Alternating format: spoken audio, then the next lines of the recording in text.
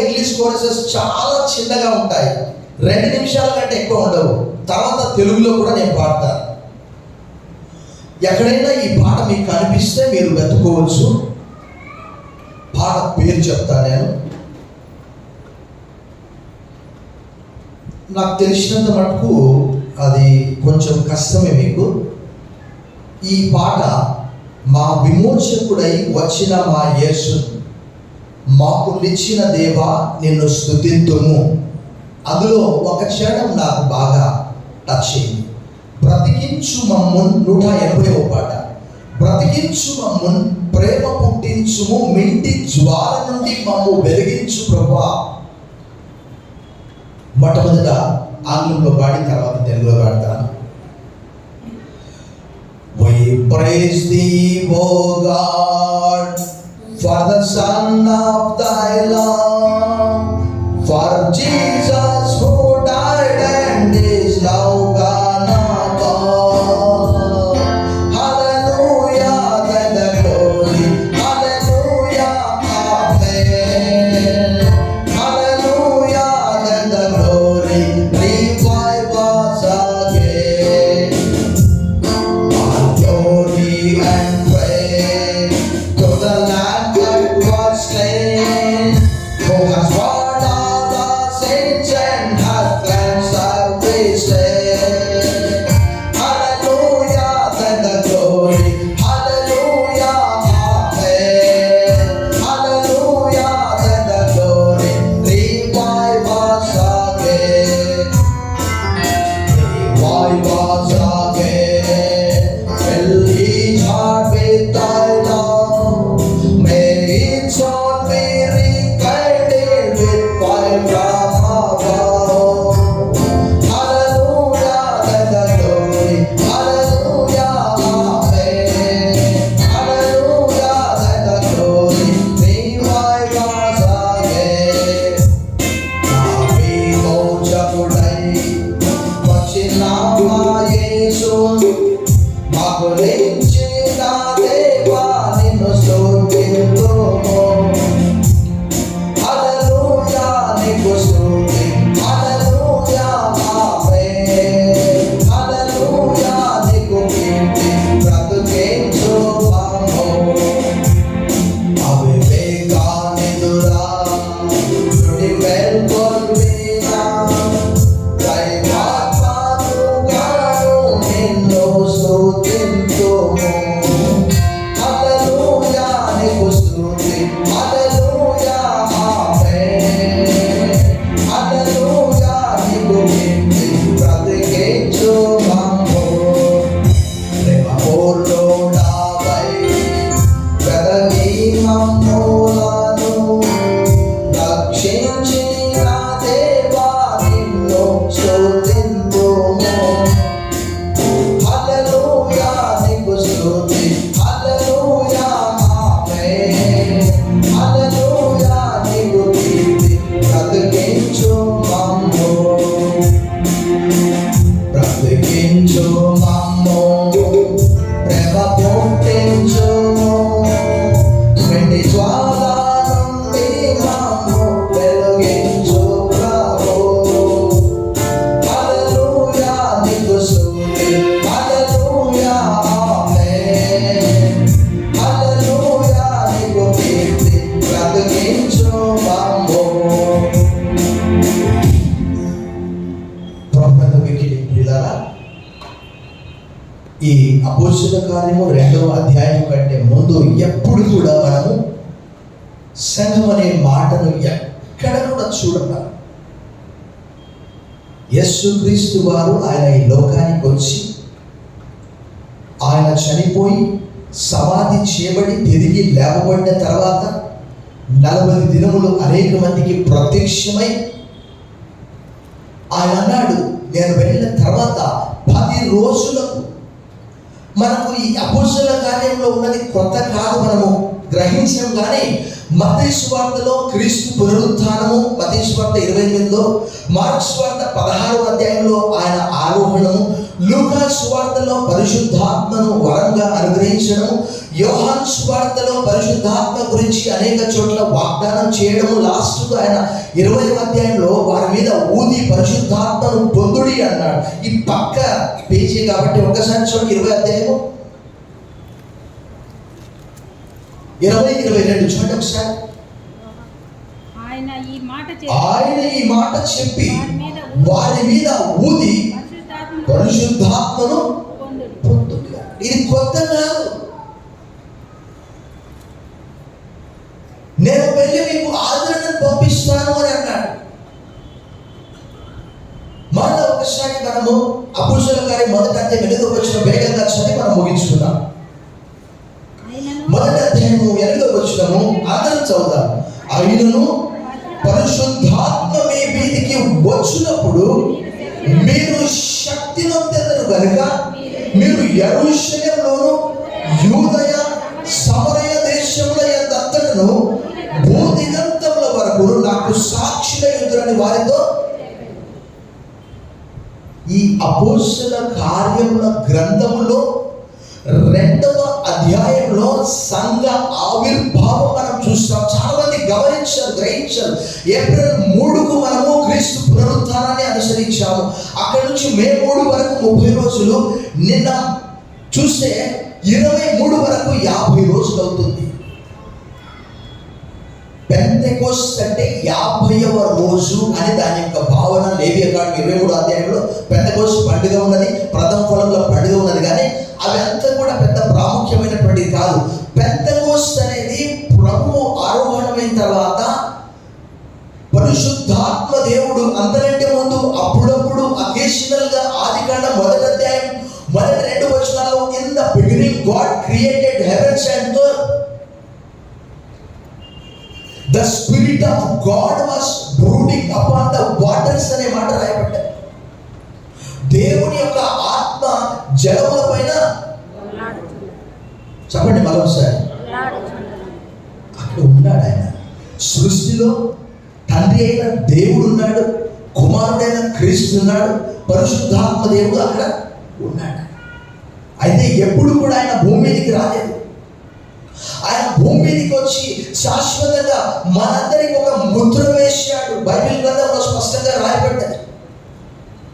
విశ్వాసము ద్వారా పరిశుద్ధాత్మ దేవుడు, ఇప్పుడు యేసుప్రభు వారు ఎక్కడున్నాడు అని అంటే విశ్వాసము ద్వారా పరిశుద్ధాత్మ సహాయంతో ఆయన మన హృదయంలో నివసిస్తూ ఉన్నాడు. Jesus dwells in our hearts through the faith. అయితే ఇది దేవుని యొక్క వాగ్దానం. ఇది Pentecost was the fulfillment of God's promise. దేవుని యొక్క వాగ్దానం నెరవేర్చాడు ఆయన. ఆ వాగ్దానం ఎలా నెరవేరింది అని అంటే ఒక్కసారి మీరు అపోస్తలుల కార్యం 2వ అధ్యాయం 17-18 చూడండి. అంత్య దినముల యందు నేను మనుషులందరి మీద నా ఆత్మను కుమ్మరించెదను.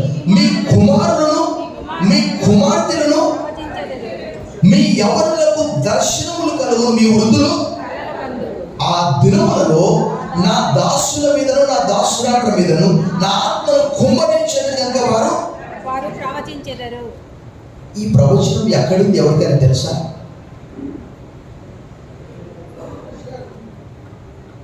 యోవేలు గ్రంథము 2వ అధ్యాయము 28-29 వచనాల్లో నేను పిలుపు వాక్యంగా దాన్ని చదివాను. ఆ సమయంలో చాలా తక్కువ మంది ఉన్నారు.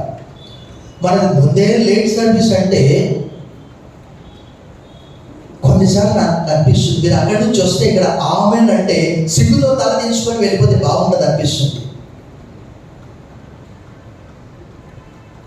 డ్యూటీకి బయోమెట్రిక్ పెట్టారు, థంబ్నెయిల్ పెట్టారు, ఫేస్ ఐడి పెట్టారు. ఇక్కడ ఏది లేదనా? మన గంట సర్వీసే. కొంతమంది పరిగెత్తుకుంటూ వచ్చి ఆశీర్వాదానికి వస్తున్నారు. ఎంత విచారకరం అండి. కనీసం 24 గంటల్లో వారానికి ఒకసారి 30 నిమిషాలు వాక్యం వినలేనటువంటి ఆధ్యాత్మిక దారిద్ర్యం ఎంత విచారకరం కదా. ఈరోజు అనేక మంది చల్లటి చప్పక నిరుత్సాహంలో చాలా ఆధ్యాత్మిక జీవితంలో వెనుకబడినటువంటి వారు ఉంటున్నారు. వారికి ఈ అపోస్తుల కార్యము 2వ అధ్యాయం పరిశుద్ధాత్మ దిగి వచ్చినటువంటి దినం వారు ఉజ్జీవింపబడ్డారు. దీని టైటిల్ అది revive us again through the power of the Holy Spirit. Doctor దగ్గరికి వెళ్తే చెప్తాడట, అయ్యా నిద్ర కాకపోతే చర్చికి పో, అక్కడ పాస్టర్ గారు ప్రసంగం చేస్తుంటే చక్కగా నిద్రపోవచ్చు. ఏంటండి, పరిశుద్ధాత్మ దేవుడు మనందరినీ కూడా వశపరుచుకొని వెలిగిస్తూ ఉన్నాడు. దేవుని యొక్క వాగ్దానము పరిశుద్ధాత్మ కొరకు మీరు కనిపెట్టుకొని ఉండండి. చూడండి మొదటి అధ్యాయము 5వ వచనం చూడండి. యోహాను నీళ్లతో బాప్తిస్మం ఇచ్చాడు, కానీ కొద్ది దినముల్లోగా మీరు పరిశుద్ధాత్మలో బాప్తిస్మం పొందేదరండి. ఫుట్నోట్స్ లో ఏమని రాయబడ్డది? పరిశుద్ధాత్మతో. చూడండి, ఒక్కసారి ఆలోచన చేయండి. ఈ పరిశుద్ధాత్మ దేవుడు దీన్ని భాగాలుగా విభజిస్తే వారికి ఎంత ధైర్యం వచ్చింది, ఎంత శక్తి వచ్చింది. పరిశుద్ధాత్మ లేకపోతే నేను ఇక్కడ ప్రసంగం చేయలేను. పరిశుద్ధాత్మ లేకపోతే క్వైర్ వేస్ట్, కమిటీ వేస్ట్, ఏదైనా కూడా వేస్ట్. ఆయన నడిపించాలి, లేకపోతే చల్లగా చప్పగా ఉంటుంది. ఆయన సహాయం కోరాలి. ఇది ఒక రకంగా చెప్పాలంటే అపోస్తలుల కార్యములు అనడానికి బదులుగా ఆరోహణుడైన యేసుక్రీస్తు రాశి యొక్క కార్యములని మనం చెప్పుకోవచ్చు, లేక పరిశుద్ధాత్మని కార్యములను చెప్పుకోవచ్చు. చేసింది అపోస్తలుల పరిశుద్ధాత్మ దేవుడా? చెప్పండి, మీరు చెప్పండి. ఒక గుడ్డివాడు దిక్కున లేచి నడిచినప్పుడు వారు అన్నారు, ఇది మా శక్తి కాదు, మా భక్తి కాదు, మీరు సెలవు వేసినటువంటి యేసుక్రీస్తు నామములో we have neither silver nor gold, whatever we have we will give thee in the name of Jesus, rise up. అంటే ఆ కుంటివాడు దిక్కున లేచి నడిచి దేవుణ్ణి స్తుతిస్తూ దేవాలయంలోనికి వెళ్ళాడు. బిగ్గరగా చెప్పండి, కొన్ని ప్రభువు భయపరచండి. ప్రియ సహోదరుడా, సహోదరి, ఆధ్యాత్మిక జీవితంలో చాలా వెనుకబడి బైబిల్ గ్రంథం చదవలేక, ప్రార్థన చేయలేక, చల్లగా ఉండగా, వెచ్చగా ఉండగా, నులివెచ్చగానే ఉన్నావా? పరిశుద్ధాత్మ అనే వరాన్ని దేవుడు శాశ్వతంగా ముద్ర వేశాడు. ఎఫెసీ పత్రిక 11వ వచనంలో, ఎఫెసీయులకు రాసిన పత్రిక 4వ అధ్యాయంలో విమోచన దినం వరకు మీరు పరిశుద్ధాత్మలో ముద్రించబడి ఉన్నారు. ఆ దినము ఆ పరిశుద్ధాత్మ దేవుడు వారికి ఎలా ధైర్యం ఇచ్చాడు, ఆయన నడిపించాడు, పరిగెత్తించాడు. అపోస్తలుల గారి 8వ అధ్యాయంలో ఫిలిప్పు అనే సువార్తికునితో చెప్పాడు. అక్కడ అరణ్యంలో ఒక నపుంసకుడు వెళ్తున్నాడు. కర్ణాకే రాణి కింద పనిచేసే వ్యక్తి యెరూషలేముకు వెళ్ళి మళ్ళా తిరిగి వెళ్తున్నాడు. పరిగెత్తు.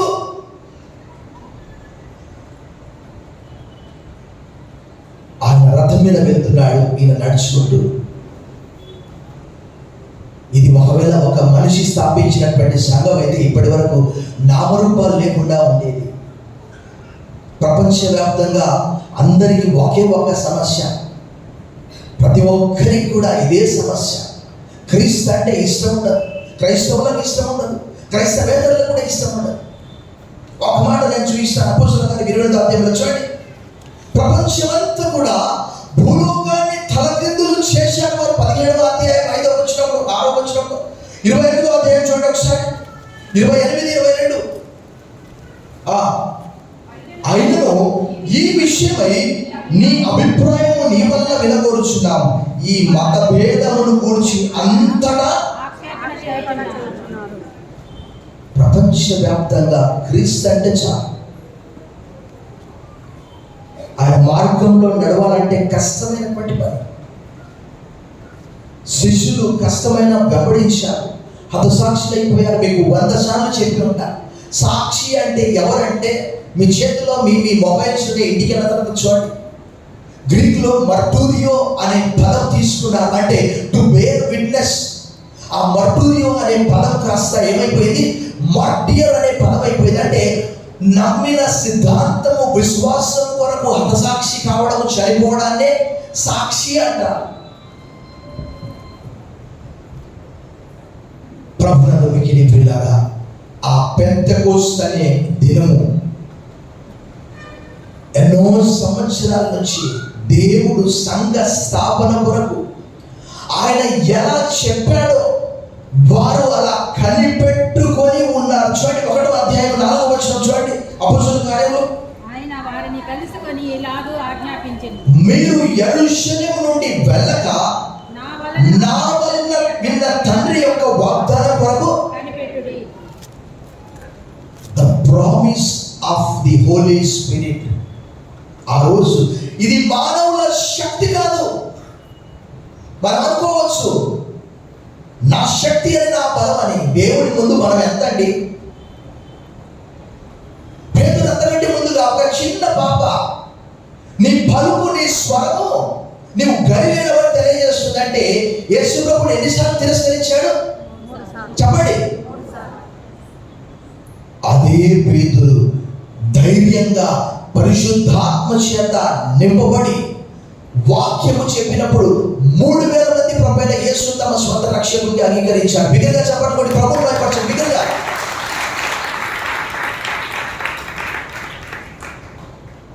The Holy Spirit, God will give us boldness. నేను కూడా కొత్తగా పరిచయం వచ్చినప్పుడు ఏంటి ప్రభా ఇంతమంది చూస్తున్నాను నన్ను అని అనుకునేవారు. నాకు తెలుసు వాళ్ళకి ఏం రాదని. అలా చెప్తాను, వాళ్ళకి ఏం తెలియదు, పెద్దగొస్సు అంటే తెలియదు, ప్రథమ పండుగ అంటే తెలియదు అని అనుకున్నారు. ఈ ఉదయకాలం ఆ పరిశుద్ధాత్మ ద్వారా ఆ రోజు వారిలో ఒక అగ్ని పుట్టించాడు.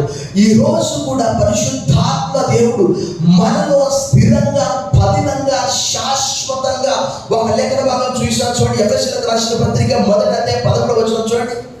ఎఫెసీయులకు రాసిన పత్రిక 1వ అధ్యాయం 11వ వచనం.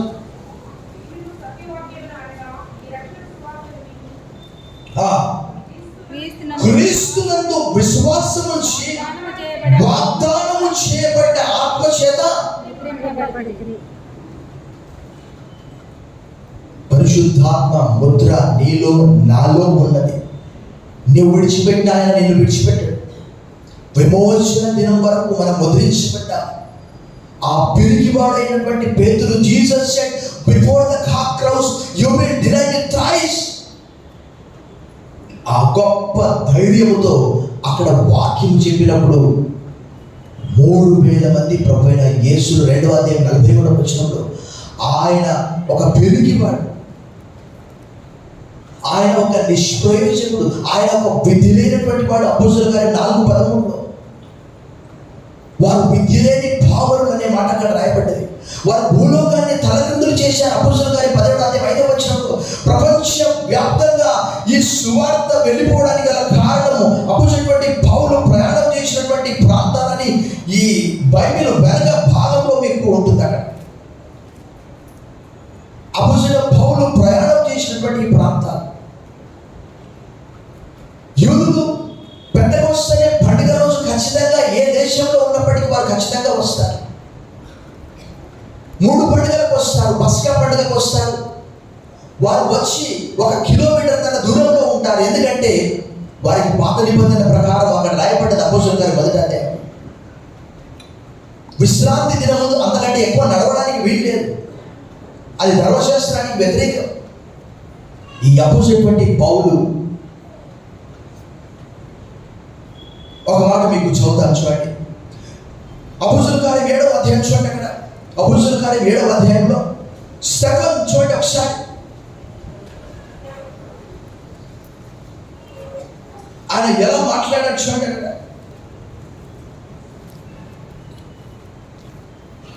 7వ అధ్యాయంలో ఆయన ఎలా మాట్లాడుతున్నాడు చూడండి. అక్కడ 7వ అధ్యాయంలో 55వ వచనం 7:55. అయితే అతడు పరిశుద్ధాత్మతో నిండుకొనేవాడై ఆకాశం వైపు తేరి చూచి దేవుని మహిమను యేసు దేవుని కుడిపార్శ్వమున నిల్చుండడం చూచి ఆకాశము తెరవబడ్డయు మనుష్య కుమారుడు దేవుని కుడిపార్శ్వమున నిల్చుండడం చూచున్నారని వారు చెవులు పోసుకున్నారు ఏదో బూదులు విన్నట్టు. ఎందుకంటే వాస్తవంగా చెప్తున్నాను, పరిశుద్ధాత్మ దేవుడు అప్పుడప్పుడు వచ్చి మనుషులను బలపరిచేవాడు. సాంసోనును, దావీదును, సౌలును, సాధారణమైన వ్యక్తిలో పరిశుద్ధాత్మ దేవుడు ప్రవేశించినప్పుడు అసాధారణమైనటువంటి కార్యములు జరుగుతాయి. ఎందుకంటే ఒక చిన్న ఉదాహరణ చూపిస్తాను చూడండి. అపోస్తలుల కార్యం 19:10 చూడండి ఒకసారి. 19:11 మరియు దేవుడు పౌలు చేత విశేషమైన అద్భుతములను అతని శరీరమునకు తగిలిన చేతి గుడ్డలైనను నడికట్లైనను రోగుల యొద్దకు తెచ్చినప్పుడు రోగములు వారిని విడిచెను, దయ్యములు కూడా. ఈ సాధారణమైనటువంటి గలిలయులు బెదిరినటువంటి వారు. దేవుని వాగ్దానం బైబిల్ అంతట్లో ఎక్కడైనా ఇదే. పరిశుద్ధాత్మను శాశ్వతంగా మానవుల హృదయాల్లో నివాసం చేయడానికి దిగి వచ్చినటువంటి దినం. అంతకంటే ముందు అకేషనల్గా. అందుకే పరిశుద్ధాత్మను దుఃఖపరచకూడని అపోస్తలుడైన పౌలు చెప్తాడు. ఆ పెంతెకొస్తు దినమందు అపోస్తలుల కార్యం 2వ అధ్యాయం మనం చదువుతాం, చదివి ముగిస్తాం. 2వ అధ్యాయం 1వ వచనం. పెంతెకొస్తు పండుగ దినం వచ్చినప్పుడు అందరూ ఒక చోట కూడి ఉండేది. ఎంతమంది కూడున్నారు? 120 అని అక్కడ నెంబర్ రాయబడినది చూడండి. 15వ వచనంలో రాయబడ్డది. ఆ కాలమందు ఇంచుమించు 120 మంది సహోదరులు కూడి ఉండగా పేతురు వారి మధ్య నిలిచి ఇట్లా. ఎంతమంది ఉన్నారు అక్కడ? 120 మంది ఉన్నారు. ఒక విశేషం ఏంటి తెలుసా? మరియా ఒక నిందను భరించింది. ఏంటి అంటే, వివాహము కాకముందే పరిశుద్ధాత్మ చేత ఆమె గర్భవతిగా ఉన్నది. ఆ అవమానము తట్టుకోలేక కొద్ది దినాలు రహస్యంగా ఉన్నది. ఇప్పుడు యేసుక్రీస్తు వారు చనిపోయి సమాధి చేయబడి తిరిగి లేపబడ్డాడు కాబట్టి రోమపత్రిక 1వ అధ్యాయంలో రాయబడిన రీతిగా ఆయన పునరుద్ధారుడైనందున దేవుని కుమారుడిగా నిరూపించబడ్డాడు కాబట్టి ఆమె నింద తొలగిపోయింది. బిగ్గరగా చెప్పడం కూడా ప్రభు భయపరచండి. ఒక్కసారి ఆలోచన చేయండి. ప్రభువు శిలువ వేసినప్పుడు మనందరికీ మనం 7 మాటలు ఇక్కడ ఉండి ధ్యానం చేస్తాం. ప్రభువును శిలువ వేసినప్పుడు శిలువ దగ్గరగా ఉన్నప్పుడు యేసు ప్రభు వారు ఏమన్నారు? అమ్మా, ఇదిగో నీ కుమారుడు, ఇదిగో. అప్పుడు మరియ చూసినటువంటి క్రీస్తు వేరు, రక్తసిక్తమైనటువంటి దేహం. కానీ ఇప్పుడు ఆమె చూసే క్రీస్తు ఎలా ఉన్నాడు చూడండి. 1వ అధ్యాయం 11వ వచనం చూడండి. 1వ అధ్యాయం 9వ వచనం. ఈ మాటలు చెప్పి ఆయన ఆరోహణమాయను. అప్పుడు వారి కన్నులకు కనపడకుండా ఒక మేఘం ఆయన వెలుచుండగా వారు ఆకాశం వైపు తేరి చూచుండ్రి. ఇదిగో తెల్లని వస్త్రములు ధరించుకొని 2 మనుషులు వారి ఎదురు నిలిచి, గలిలయ మనుషులారా, మీరు ఎందుకు నిలిచి ఆకాశం వైపు చూస్తున్నారు? మీ యొద్ద నుండి పరలోకముకు చేర్చుకొనబడిన ఈ యేసే ఏ రీతిగా పరలోకములకు వెళ్ళడం మీరు చూచుతారో ఆ రీతిగా ఆయన తిరిగి వచ్చిన వారితో.